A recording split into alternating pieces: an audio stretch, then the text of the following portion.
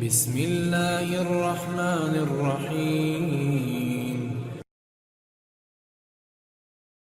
حضرت صلی اللہ علیہ وآلہ وسلم نے فرمایا، جو کوئی رمضان میں راتوں کو ایمان رکھ کر اور ثواب کے لیے عبادت کرے، اس کے اگلے گناہ بخش دیے جاتے ہیں۔ رسول اللہ صلی اللہ علیہ وآلہ وسلم نے فرمایا، اسلام کی بنیاد 5 چیزوں پر قائم کی گئی ہے۔ اول، گواہی دینا کہ اللہ کے سوا کوئی معبود نہیں، اور بے شک حضرت محمد صلی اللہ علیہ وآلہ وسلم اللہ کے سچے رسول ہیں، اور نماز قائم کرنا، اور زکوٰۃ ادا کرنا، اور حج کرنا، اور رمضان کے روزے رکھنا۔ رسول اللہ صلی اللہ علیہ وآلہ وسلم سب لوگوں سے زیادہ جواد یعنی سخی تھے، اور رمضان میں دوسرے اوقات کے مقابلہ میں جب جبرائیل علیہ السلام آپ صلی اللہ علیہ وآلہ وسلم سے ملتے بہت ہی زیادہ جود و کرم فرماتے۔ جبرائیل علیہ السلام رمضان کی ہر رات میں آپ صلی اللہ علیہ وآلہ وسلم سے ملاقات کرتے اور آپ صلی اللہ علیہ وآلہ وسلم کے ساتھ قرآن کا دورہ کرتے۔